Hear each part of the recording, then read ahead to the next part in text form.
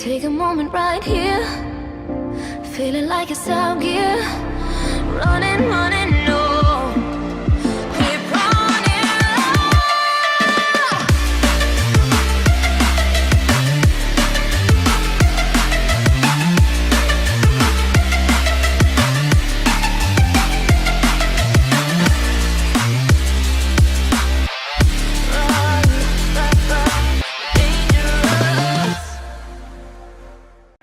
What is up, everybody? It's Monkey D Shocker right here. I'm so glad you guys have tuned into my channel. I finally hit 2K subscribers, so I must be doing something right. But then again, how was your holidays? Hope it was good.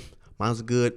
Put on about 5 pounds of beer fat for the the meals I was eating over the holidays. And again, thank you all for subscribing to my channel. I appreciate that. Your boy is 2K strong now. But let's get into this chapter without further ado. So we start off with this chapter with Kuma landing on the red port at the basis of the red line, bro. I do not know what Kuma is doing here. What in the nationality, what is Ichiro Oda doing landing Kuma at the red port? Now, I'm not understanding through my full capabilities of understanding, literally, because why is Kuma here? I don't know. It's maybe he's doing the same thing as the Iron Giant did. Remember in Vegapunk's laboratory, the Iron Giant, that he does not know how to work because of the source that is needed to fuel this Iron Giant. But it seems like Kuma is doing the same thing and have the same intentions as this Iron Giant as we speak right now. And at the same time, what order has Kuma gotten just to appear at the Red Harbor? In my opinion, there is something deeper than rap. Depending on what Kuma's real intentions is by coming here on the red line. Like I said, I can't continue to speculate what he can be doing or what his intentions are doing on the red line, but it seems like he's looking up, like towards the land of gods for some odd reason. I don't know if he's want to climb it, but I'm pretty sure Kuma can use his devil fruit power to pop up and go on Mary Joyce. And what enemy or who he's trying to seek is there. And the reason why he's there is a big mystery in my eyes. So I don't really want to speculate why he's there. So I want to move on because this chapter is everywhere. So we move from Kuma at the red port to straight to Egghead. And like I said last chapter, if Lucci does not hold off his attack on the Straw Hat Pirates, I'm pretty sure we're going to see Kizaru very suddenly because of the fact that Lucci is not trying to drive Straw Hats and Vegapunk out of the island just yet. But at the same time, in this chapter, Lucci is going full force because he don't see Luffy as a yonko just yet. And like I said before, bro, Lucci just got milli rocked by Luffy. There's no way Lucci can win this fight, even with the Sephiroth. At my opinion, there's no way Lucci can win. And he gotta go off to scary tactics like cutting off Shikamaru to get Sephiroth. Those bad tactics to see why he may have to fear Luffy, because that he's not the top guy on this Egghead Island. Luffy is, and that's giving him a very bad name. It's like a little bit of hate Lucci is staring down on Luffy, like he doesn't look at Luffy as an emperor. Bro, you just got milli rocked, literally just got milli rocked. He almost lost his mind because he was going full throttle in his Zone Awakening form trying to battle Luffy. But you don't see Luffy as an emperor just yet? Bruh, come on now. That's a lot of hate in your blood right now. And as we move on to the satellites arc, it seems like they're Vegapunk children, actually, how they bicker and fight amongst each other. Now, that was a funny scene to me because see how Lilith is full charge. And the older group, as in trying to calm her down, and Vegapunk's like, now, kids, now. But they are essentially another essence of Vegapunk, but they're arguing like they're Vegapunk children. And Vegapunk's being a bigger person, be like, just chill out, everybody. So it got me wondering just one thing. Maybe these are more than Vegapunk satellites. They're more than Vegapunk's other brain, right? Maybe there's some essence of Vegapunk's children because the way they acting right now. It's just something to come back on once we understand the full nature and more information on Dr. Vegapunk himself. And the most mysterious thing in this chapter is, who did Dr. Vegapunk call on for help? Now, this person has to be with the government, because if you go against the government, it would drive him out of his home. That's what Dr. Vegapunk said. So my explanation is, who might this mysterious character be who can actually drive out Lucci and the CPO agents? Now, mind you, there are some strong agents. So this person, this mysterious person, gotta have an awakening form and gotta have muster the strength to beat Lucci, Kaku, and Stussy on the dot. And Dr. Vegapunk, I'm pretty sure, praises his strength because Dr. Vegapunk exactly said that as long as we drive the CPO agents out of the way, we'll be good. So this got my mind frame thinking like this mysterious guy had to be on a first commander level to compete with Lucci and the other CPO agents. So in my mind, I can't wait the next chapter to see who it is.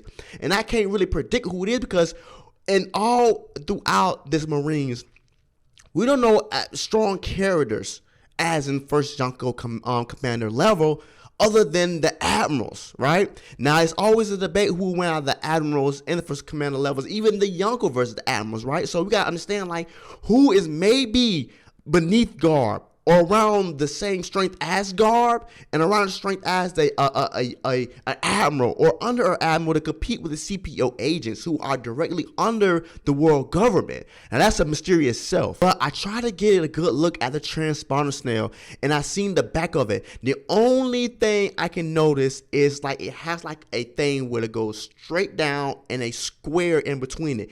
And the only place I seen that is with the Hercules beetle guy that actually Usopp was training with during the time skip. And that's the only thing I can say. Now, again, in my mind frame, what about Magellan, right? It matches Magellan belt, but maybe, like I said before, like I cannot wait till next chapter to see exactly who it is. But those are two people that come to my mind once I look at the transponder snail, but we have to move on from that. And also, I did say one chapter ago that maybe Dr. Vegapunk will have to download these satellites onto a disk drive or something like that, and so he can just have them pop up and appear whenever he wants to. But then again, as Dr. Vegapunk said, he wants to have all 7 satellites come on, including him, onto the Straw Hat ships. That is immense for the Straw Hats. Just because what Dr. Vegapunk, his knowledge brings to the Straw Hats. That means upgrades for everybody. The criticism that the Straw Hats need, the hockey, the vision, anything the Straw Hats need from Dr. Vegapunk himself on a ship is a total mass upgrade. And that is one thing the Straw Hats and Luffy needs to conquer the new world and the new seas with these new Yonkos. Because Kaido and Big Mom, let's just say those like are strong Yonkos. But Shanks them are on a whole different level. I'm telling you that, definitely. Now, I can say one thing. Things don't go according to plan, what Kizaru said. Listen, Atlas is gone. I'm pretty sure there's going to be another satellite gone because at the same time, this is One Piece, bro. The good cannot prevail with a little increments of bad coming through. If you understand what I'm saying, there's something bad to go on. I'm pretty sure that maybe 2 or 3 more satellites are going to be taken out because of things not going according to plan like it always doesn't. So now we move on to Bonnie, still with her raging fit, trying to go out of Dr. Vegapunk. I can't wait to see her interaction with Kuma. And why is the Kuma didn't land on this island just yet instead of going to the red port on the red line? Now, mind you, the system went down that protects Egghead's extreme laboratory, correct? Now, could that mean that somebody on Dr. Vegapunk's side is with the Marines? Because the Frontier Dome got deactivated. And one of the satellites said there's nobody in the control room, so how did this go down?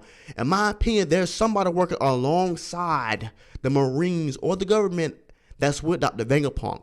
And maybe that's why they got more intel on Dr. Vegapunk betraying kind of the world government. And that's why the world government is now coming to kill Dr. Vegapunk. And that's just my opinion, because why would the dome go down when there's nobody in the control room? And hopefully, I'm hoping that it's not one of the satellites. But once Lucci and Kaku think they see their golden opportunity, and then they use their young Gaku to slice the Straw Hat's ship, we see a badass Zoro there and reflected both of them back. Now, I can say this one thing.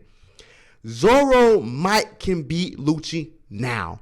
Zoro might have to face Kaku because Lucci had to face Luffy, but at the same time, I'm pretty sure Zoro can hold his own against Lucci, and I'm pretty sure Sanji can hold his own against Kaku now. Like, Luffy, you showed that you're on a whole nother level than Lucci. So at the same time, but we have to see how strong Zoro is to Lucci, but I'm pretty sure Kaku wants the rematch against Zoro right now, and Lucci gonna continue on to the dome. Now, in my opinion, I'm pretty sure that Roanoke can beat Lucci at this point, right? Roanoke gradually progressed through this timeline, the time skip, turning with Mihawk, bro.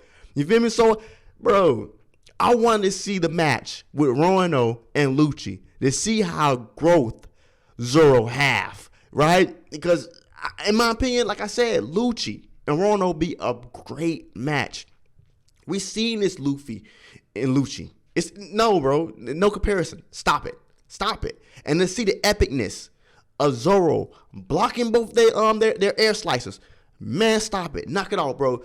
Zoro, the number one guy. I gotta see this. I gotta see Lucci versus Zoro, or Lucci versus, Jinbei. We can see that because this needs to be over with, right? But next time I'm pretty sure we're gonna see a rematch between Kaku and Zoro. It'll be fitting, but at the same time, it might go down the same way Lucci versus Luffy, right? No comparison, no match, right?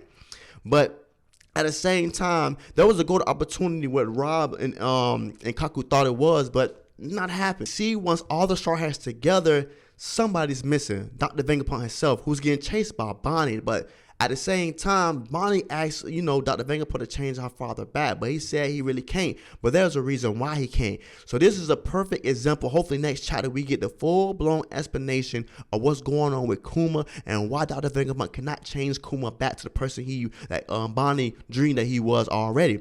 So in my opinion, this will be the perfect example to see exactly what Dr. Vegapunk is going to give Bonnie, right? And at the same time, if Dr. Vegapunk said himself he cannot transform Kuma back the way he used to be, then there's some explanation the reason why Kuma might just die in this series because of why Dr. Vegapunk can't change him back. And plus, that would make even better explanation on why Kuma should sacrifice himself to protect Bonnie and the rest of the Straw Hats and to ensure that they leave Egghead by him sacrificing himself. And that would make him go out exponentially. Would make him go out pretty good. But at the same time, if there's no way that Kuma can go back to the person he already was, maybe this is an end to a meme. At the same time, Oda does not like killing off his character. So he might not die, but there's a good reason he might just die. At the same time, it's not for me to say. It's only for me to speculate. I might have a great opinion on why next chapter once we get to the head of it. But we'll have to move on to Eustass Kid. Now, if Eustass Kid is already on Elbaf or on the borders of Elbaf, I'm pretty sure once Luffy them get there, Eustass is going to explain what's going on in Elbaf, because we already know how the story goes with Straw Hats. They get there, some turmoil happens, some civil wars going on. Somebody, the warlords are, doing things, taking advantage of their rank. Something may be going on with Loki. Something might be going on with Elbaf. And I'm pretty sure that Eustass is going to be in the midst of it. You know how this goes. Luffy comes there to wreak havoc, do the right things, even though they're not good pirates, but they are great pirates. I mean, at the same time, we know how this is going to go. We don't know if Elbaf is going on to a full civil war. We don't know who's conquering Elbaf right now. We don't know if Loki is doing good right now at the same time. But we do know that Eustass got there first. So at the same time, Eustass is going to definitely brief Luffy and the other company of what's going on. Or something may happen where Eustass might have to leave. At the same time, we don't know what's going on in Elbaf just yet. Like I said, we don't really know the details or the framework or the history around Elbaf that lead up to this moment right now. So we just have to put that on pause. But I'm pretty sure something's going on with Elbaf, and that's the reason why, for story purposes, for plot purposes, that things have not been said what's going on in Elbaf. For, Oda can write the perfect script, and then we can see what's going on with Elbaf. But if Eustass got there first, I'm pretty sure something's bad is happening right now in Elbaf. We gotta fast forward to Garp at the Navy HQ base, G14, and how beastly, bro. Like, Garp is ready to retrieve Kobe from Full of Lead, bro. Like we already know that Garp's more than capable of taking out people, and he's still strong, even though with his age, right? But you have to understand that Garp and the other Marines were supposed to go to Egghead to battle Luffy and and the Straw Hats. You know Garp wasn't going there anyway, bro. Look, Garp don't want no part of that stuff with his grandson, right? But instead, he's picking up a helmet bow to actually go and get Kobe from Blackbeard's territory, bro. Like, this is beastly. This is amazing, bro. Like, Garp is still A1. Like, I would say this one thing about Garp. People can say what you want to say about age. Even Rayleigh, he had to tell the people, like, I'm not as strong as I am as before when we was trying to go up against Blackbeard. Luckily, Blackbeard withdrew and took Kobe. But in my opinion, Garp still has it, bro. You still have to pick Garp in the top 8, top 10 strongest characters in One Piece. Like, you see what Garp is doing, right? Garp going to get somebody else, right? And by the way, Doll is amazingly beautiful. Oh my gosh. But at the same time, Garp is still A1. You have to give Garp his credit. Garp is still willing to go get Kobe. I like where this is going, right? We see Garp going for the lead, taking out Blackbeard and the rest of his commanders to retrieve Kobe, just to get him out of there. Now, this would be a great place for us One Piece fans to see how strong Garp is. Then again, this could be a bad place, because we see how this goes with Luffy relatives, with Luffy kinfolks, bro. I still have not forgiven Oda for taking out Ace, right? That's something dear to my heart still. To this day, I still have not forgiven Oda for killing off Ace. And to see Garp going inside full ahead and trying to retrieve Kobe, I don't know if that's a great sign or a Friday the 13th sign, because we know Garp is strong, really strong. And these older characters are so strong where they are blinded by their strength, that know that this new generation is top notch. Definitely a generation from the worst generation. Blackbeard and Supernovas, they are strong, but Garp is still there in Marines for a reason, to train these other new up-and-coming Marines.